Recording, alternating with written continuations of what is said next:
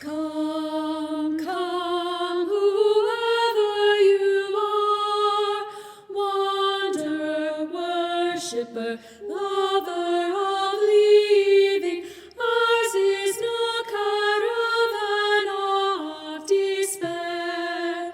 Come yet again, come, come, come, whoever you are, condemn, worshipper, whoever you're leaving, ours is no caravan of living, ours is no caravan of despair. Come yet again, cover yourself, condemn, worshipper, whoever you're leaving, ours is no caravan of living.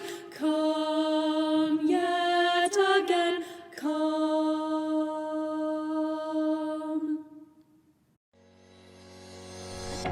You are welcome here.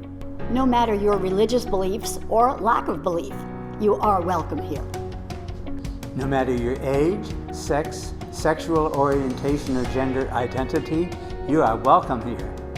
No importa tu ciudadanía, tú estás bienvenido aquí. No matter your citizenship, politics, or relationship status. No matter your physical characteristics or health, you are welcome here. Whoever you are, wherever you are from, you are welcome in this place.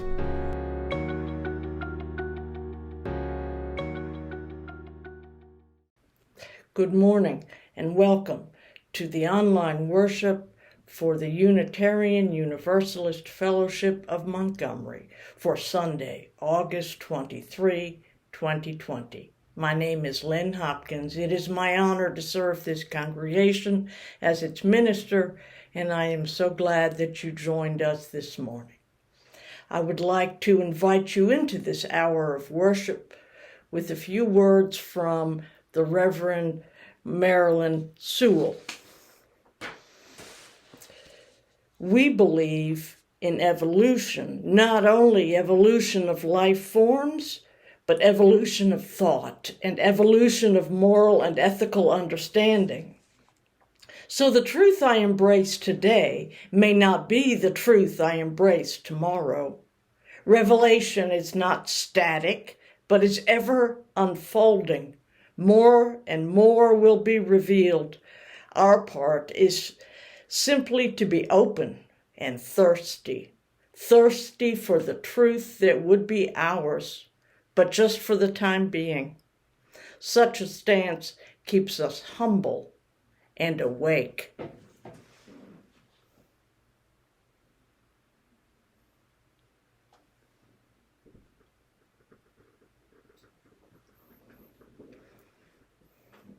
I'd like to invite you, if you wish, to speak with us our congregational covenant.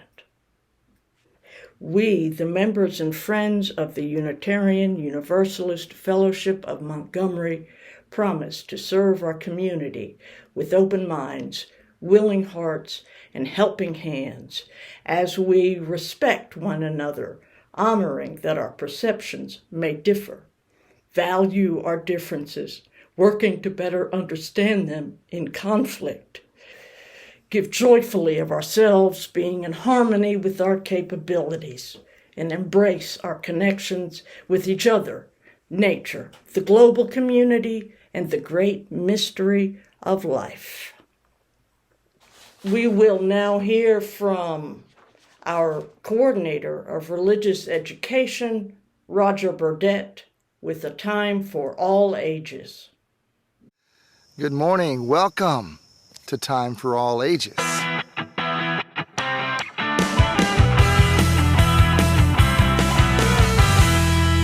I'm out here early in the morning, right as the sun is rising above the horizon, partly because I love this time of day. It's my favorite time of day.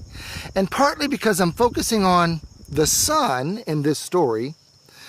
But more broadly today, I'm focusing on compassion.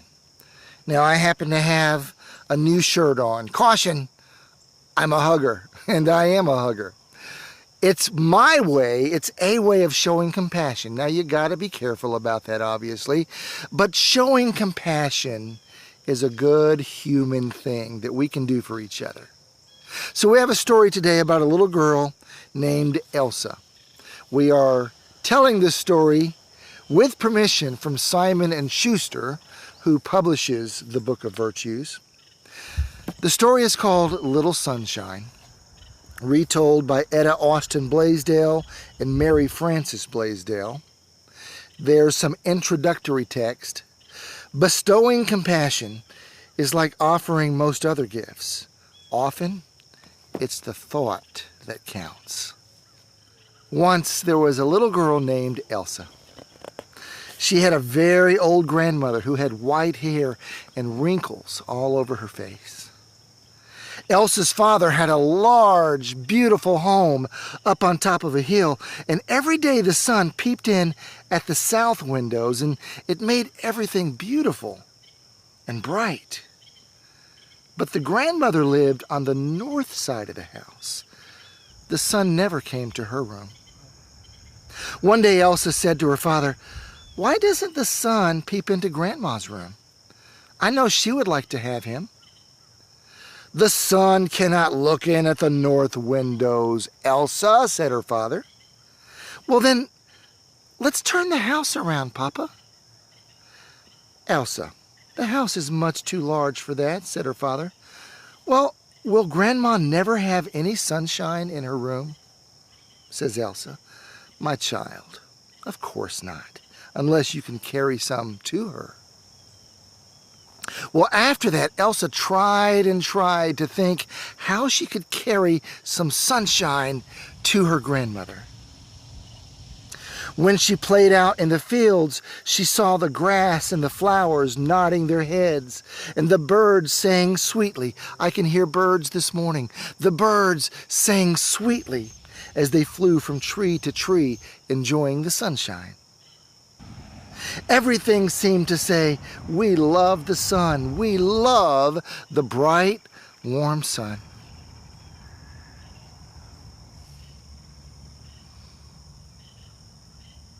Grandma would love it too, Elsa thought. I must take some sunshine to Grandma. When she was in the garden one morning, she felt the sun's warm rays on her golden hair, and she sat down and she saw the sun in her lap, and she had an idea. I will take sun rays to Grandma in my dress. I can carry them to Grandma's room. So she jumped up and she ran into the house and said, "Grandma, look, I have some sunshine for you." And she opened her dress, but there was no sun rays coming out of the lap of her dress. But Grandma showed some compassion and said, "Child, the sunshine peeps out of your eyes, and it shines in your sunny golden hair. I don't need the sun when I have you with me." Elsa did not understand how the sun could peep out of her eyes, but she was glad to make her dear grandmother happy. So every morning she played in the garden and she absorbed and enjoyed the sunshine. And then she ran to her grandmother's room to carry the sunshine in her eyes and in her hair. I hope that you have an incredible week filled with both giving and receiving compassion.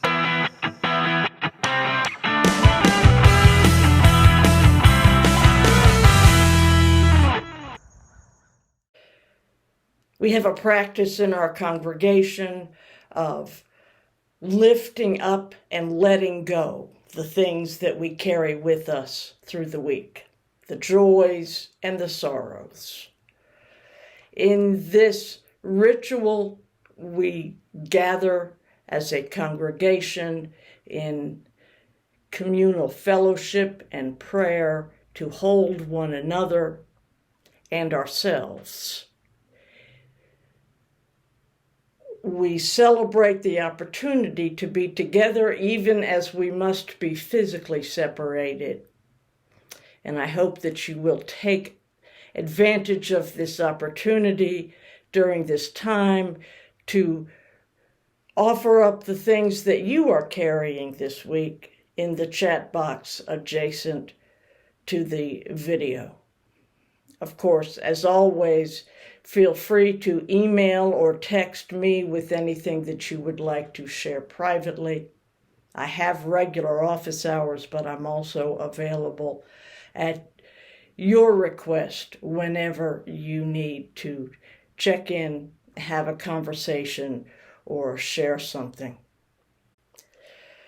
We lift up those who are living with the terrible damage and suffering done by storms across the country over the past few weeks, as well as those who face upcoming weather conditions. We lift up those who are living under the threat of the wildfires burning in the West.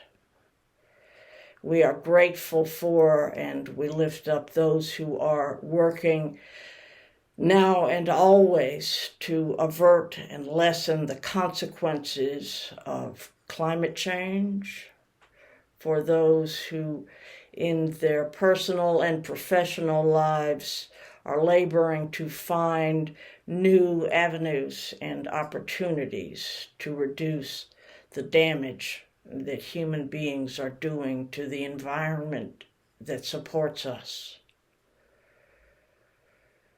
We lift up those who have returned to school, for the students and the teachers, the parents, caregivers, and all the family members, for those who are trying to find new ways to face the responsibilities and access the opportunities of our daily lives while keeping loved ones safe and protected. For those who have returned to workspaces that include other people. For those who continue to work isolated and from home or other remote locations. For those who continue to be away from work altogether, who are suffering from conditions of severely reduced or lost employment, whether temporary or long-term. We lift up all of those who struggle with the economic consequences of this pandemic and our failed response to it. We lift up those government officials and public advocates who work to improve our response, to educate the public, and to navigate pathways out of this suffering. We are grateful that life goes on, that we continue to celebrate birthdays and anniversaries and new beginnings. Please, in this time, take the opportunity to share what is on your heart this morning.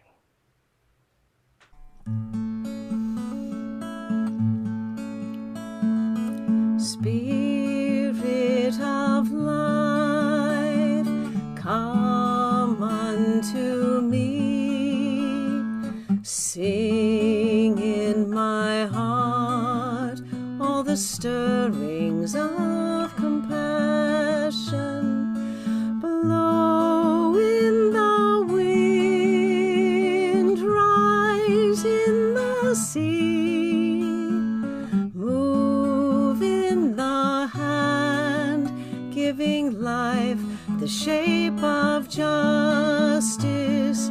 Roots hold me close, wings set me free. Spirit of life, come to me, come to me. Softly, Spirit of life,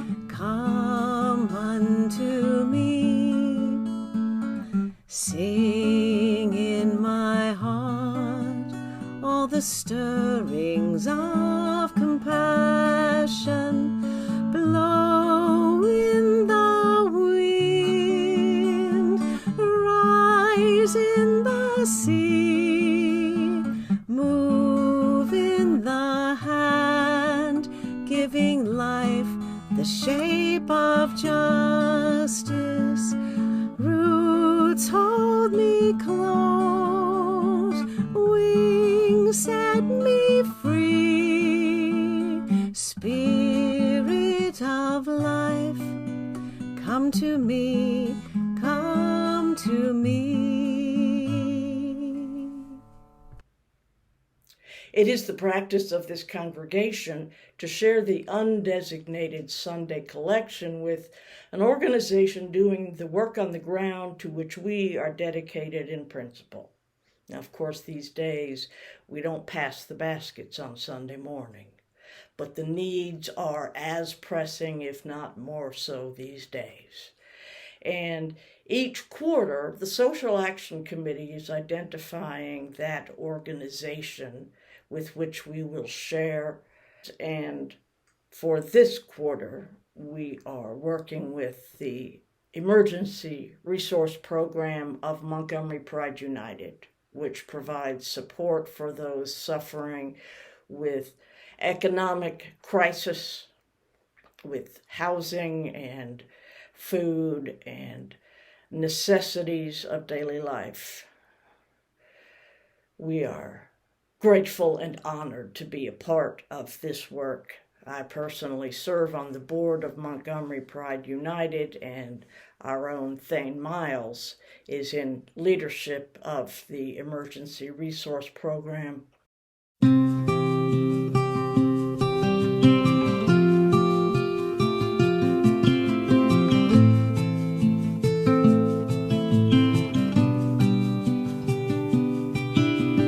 Just beyond my sight, something that I cannot see.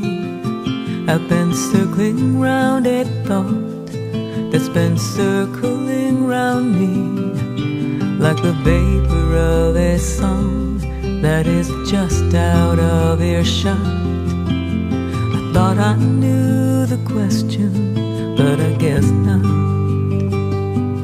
There it is, just below the surface of things, in a flash of blue, and the turning of wings. I drain the glass, I drink it down, every moment of this, every little bit of it.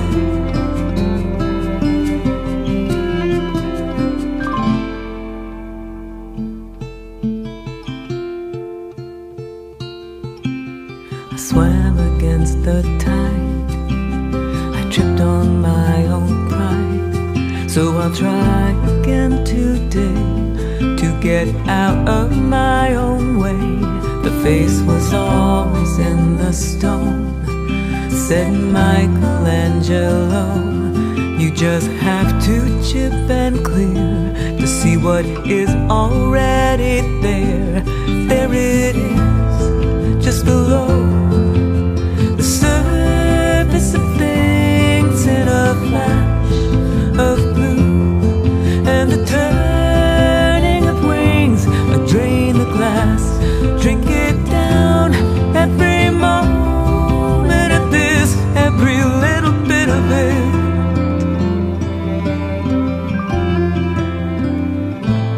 There it is, in the apple of every new notion.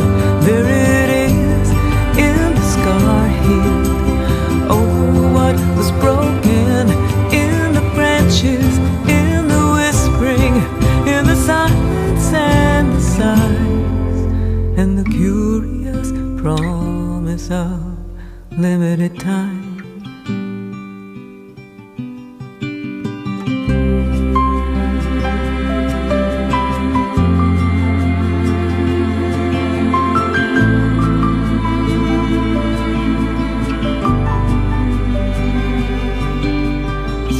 Although it's hard, a shadow glides over the ridge, and one fast beating heart tries with all its might to live, and we sense but can't describe from the corner of our eye something nameless and abiding, and so we keep transcribing. There it is, just below the surface of things, in a flash of blue, and the turning of wings that drain the glass, drink it down, every moment of this, every little bit of it.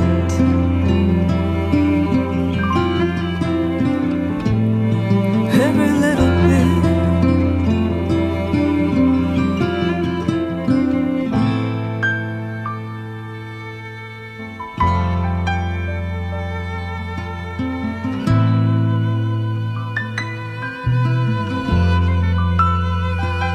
Every little bit of it.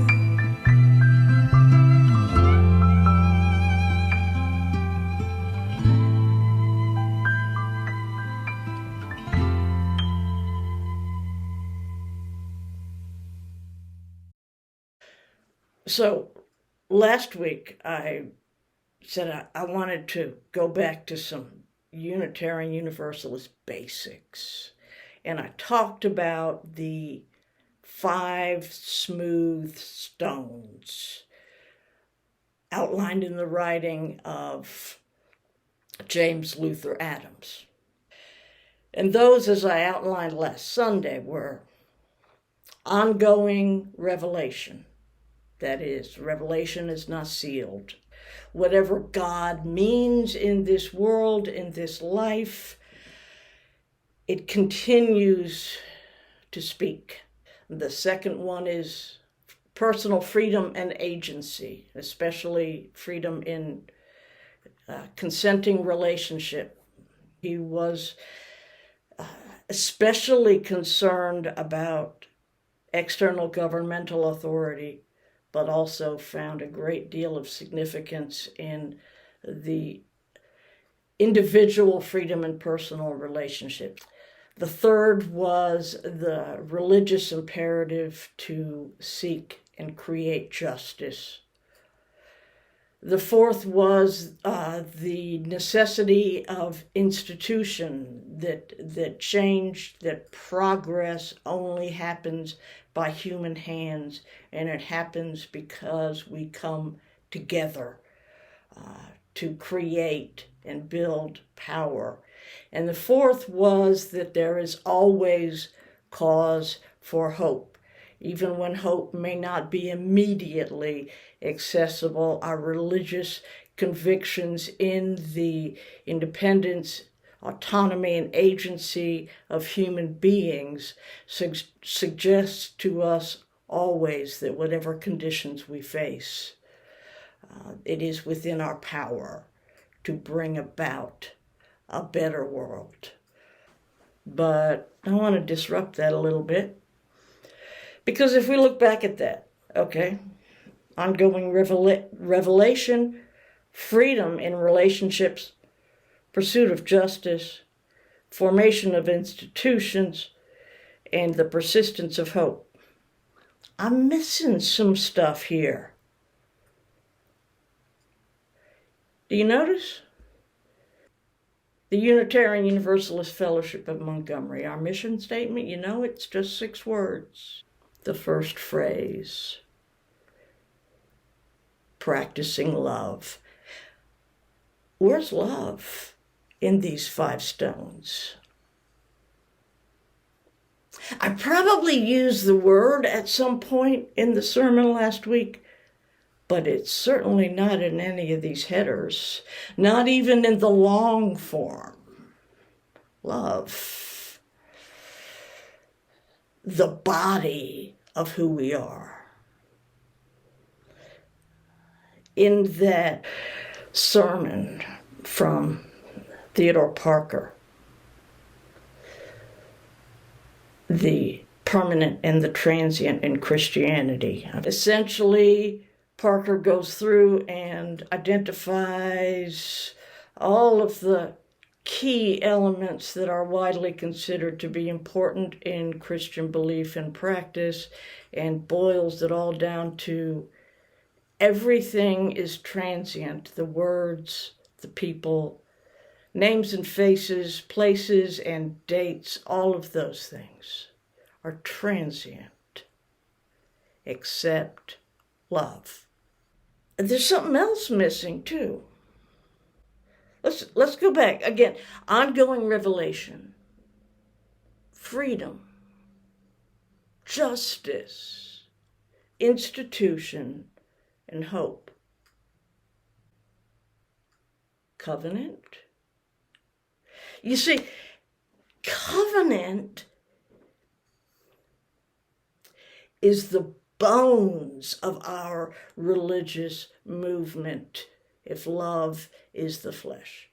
Covenant is what holds us together and makes it possible for us to move forward. So how can we even be talking about any of this and not mentioning covenant?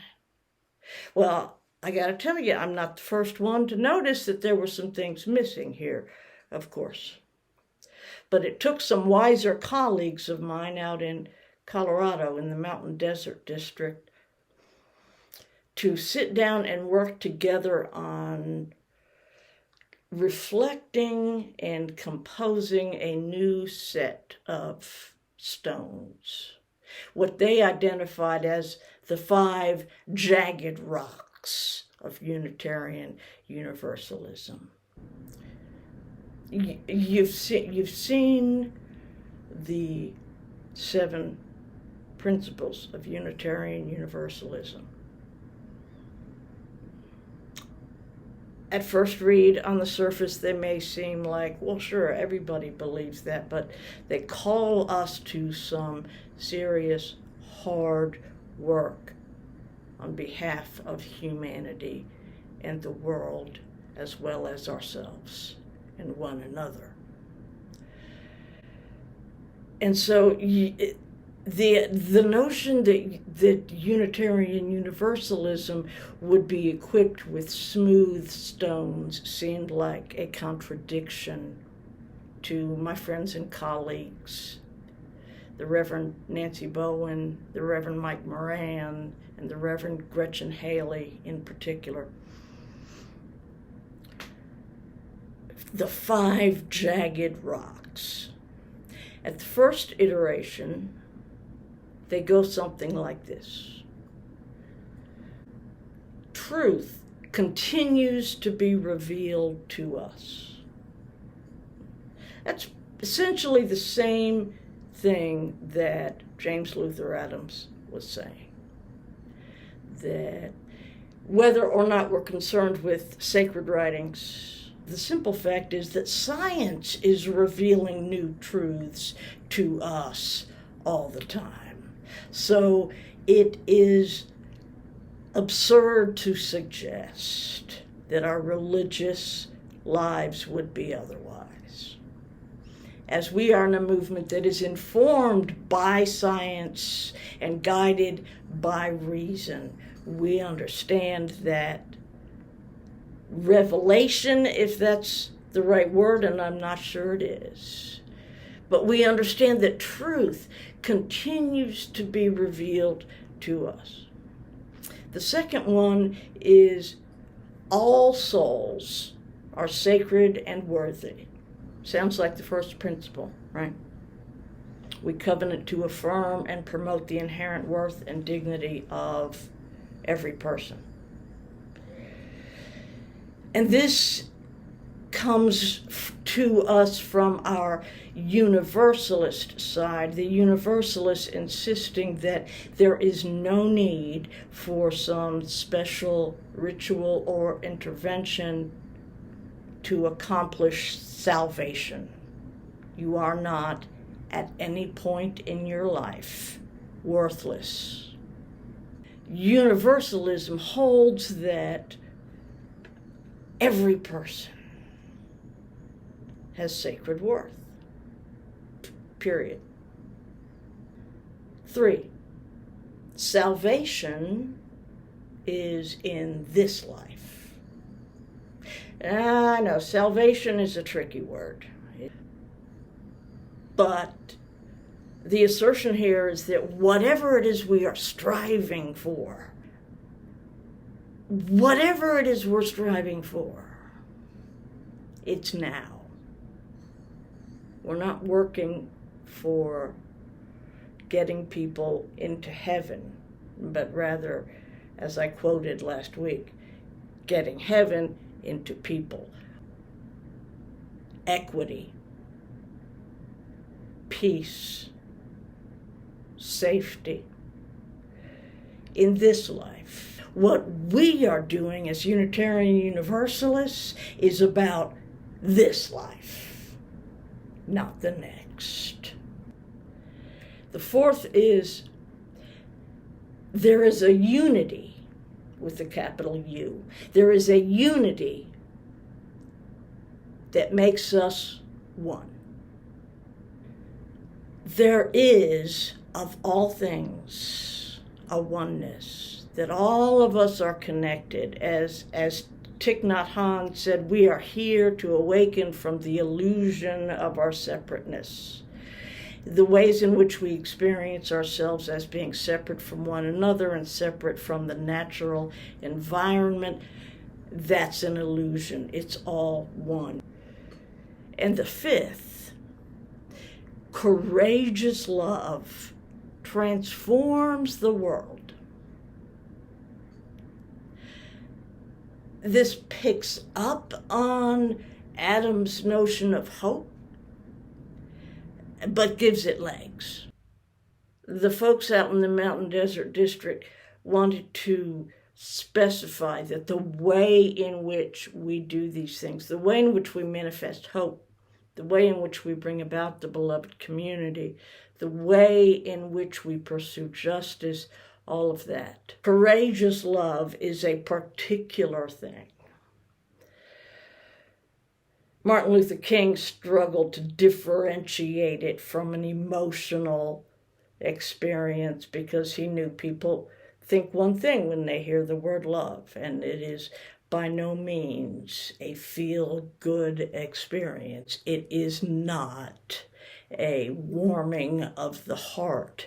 It is rather an energizing and empowering experience of our connection and mutuality that compels us to be in participation with each other, and that gives meaning and purpose to our lives. It's what allows us to continue on with this work even after it seems that everything has failed.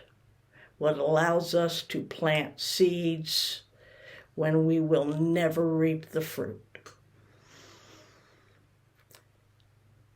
It's what makes all of this worthwhile. Courageous love. So that right there, truth continues to be revealed. All souls are sacred and worthy. Salvation in this life, a unity that makes us one, and courageous love transforms the world. Those phrases were the ones that were put forth by the district executive, Reverend Nancy Bowen. But then Reverend Gretchen Haley continued to struggle with some of these constructs, as is revealed in her blogs. If you Google her, you can read some of this. She's amazing, the way in which she shares herself with the world. She still saw that covenant was not explicitly present. Not explicit and not even strongly implied. I mean, there's just no place you can say, okay, that's where covenant goes. Truth continues to be revealed. All souls are sacred and worthy. Salvation in this life. There is a unity that makes us one. Courageous love transforms the world. See, covenant is not just a matter of polity. It's not just a matter of how we organize and govern ourselves. It is a core religious principle and practice, as Gretchen understood it, and I do too. And to have that notion not represented in these 5 stones was a real problem. So she sat with this language and published the following. Ongoing revelation. That's going to continue to be one. Truth is always unfolding, right? Revelation is not sealed. She added, we all hold a piece of the truth.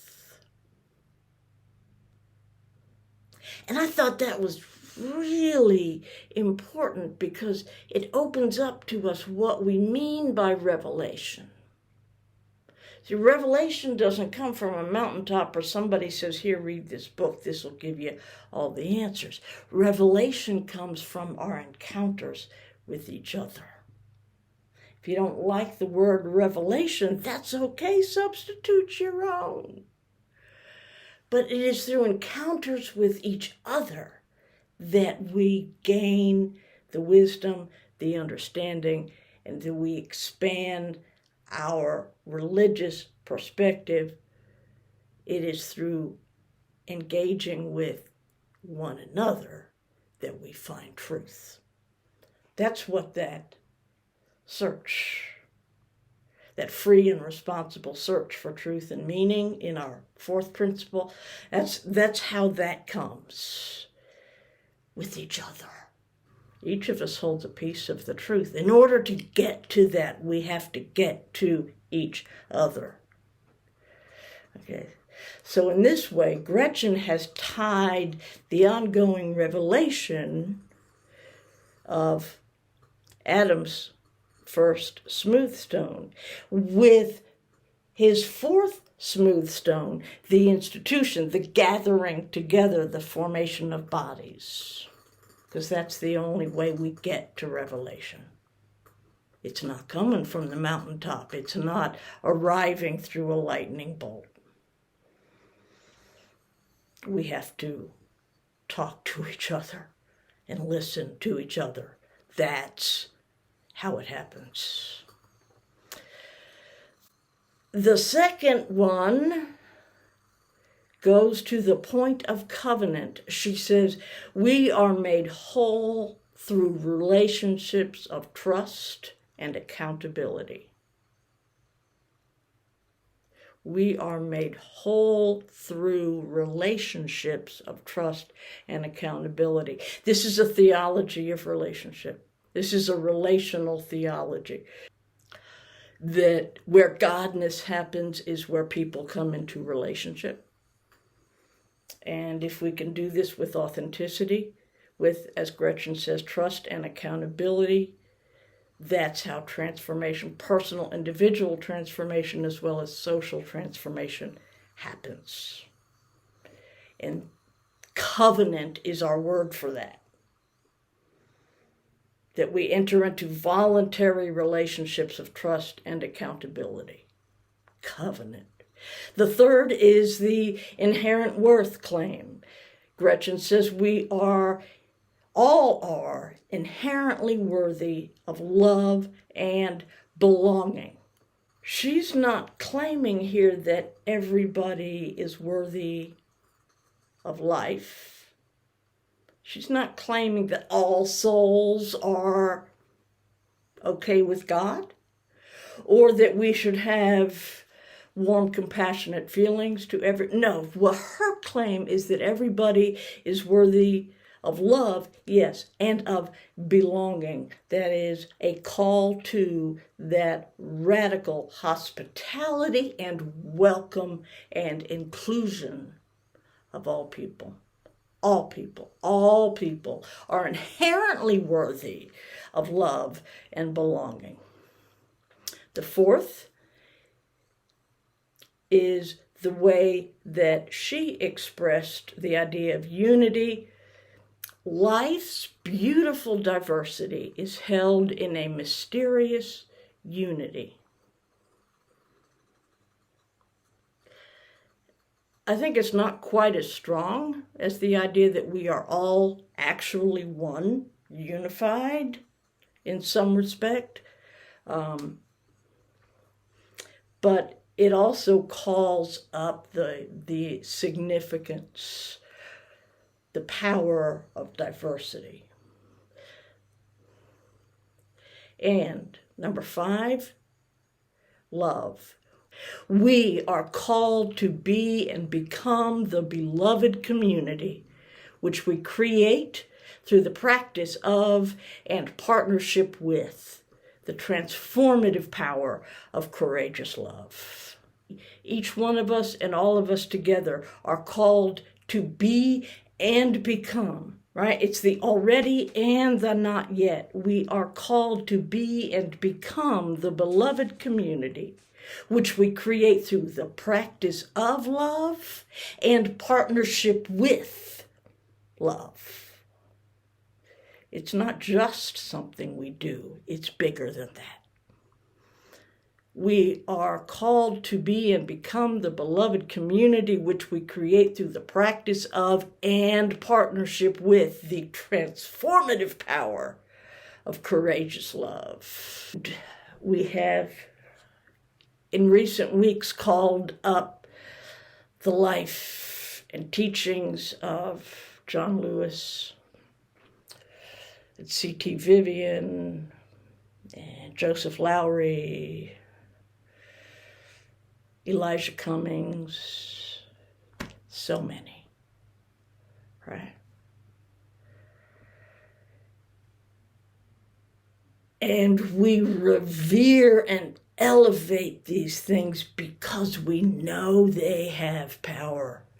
These things, these actions and words, they represent, they manifest, and they demonstrate the awesome transformative power of courageous love, not of weak, timid, don't worry about it, I forgive you kind of love. Not even the warm, cuddly, whatever you've done, I still love you kind of love. Courageous love is willing to challenge, confront, even risk oneself for the ultimate aim of a beloved community. We are called to be and become the beloved community which we create through the practice and partnership with the transformative power of courageous love. She's reached a depth in these 5 expressions that I don't think Theodore Parker reached, and I don't think James Luther Adams reached, and I don't even think that Gretchen's co-workers and senior colleagues at the time were able to give voice to. All of that said, I gotta say this one last thing. None of this is official. You understand that, right? There is no official declaration of belief of the Unitarian Universalist movement. That's part of who we are. We have come together in agreement around the 7 principles, and right now we're doing some hard work on an 8th principle. You'll be hearing a lot more about that in the coming years if you stick around. But those were areas in which we said, yeah, we agree on that. They were not dictates. So if you ask me what Unitarian Universalism is all about, I might lay out Gretchen's 5 jagged rocks for you. But once you get in and you get your feet wet, you're going to quickly come to realize that that's just my opinion. And you've got your own.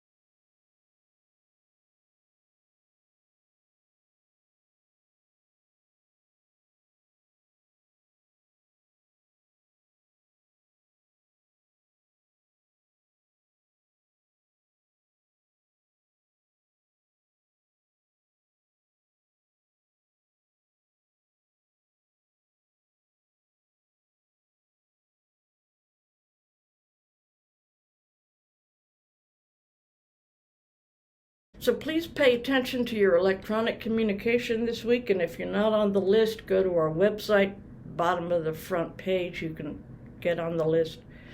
Because we do have some new stuff happening, right? On Thursday night, we have our first of the series on my favorite. We're going to do my favorite book this week, Thursday night. And then on Friday night, Terry Sweeney's going to be starting the ASL learning. We're going to have an online learning in American Sign Language. Informal, drop in, no registration required, no previous knowledge required. Most of you know Terry. It's going to be a fun, enjoyable time of learning and fellowship. So watch your electronic communication, your email, both the Beacon and from me, for the links and information on those things. Meanwhile, I hope that you'll stay after for second hour. We're going to have a discussion over on the Zoom. The link will be in the end of this video. The link is also available in the header of our website. Second hour starts at 11. We go for about an hour. Start off with some informal check-in. We want to know how everybody's doing. We want to give everybody a chance to have some social contact. But we also want to talk about what the topic of the day is. And I'm really interested in hearing your own perspective. What are your 5, 6, 10, 2, however many you have? What are your key religious elements? What are those jagged rocks or smooth stones that you carry with you? That's on Zoom, second hour, starting at 11. In the meantime, our service has ended. May our service begin.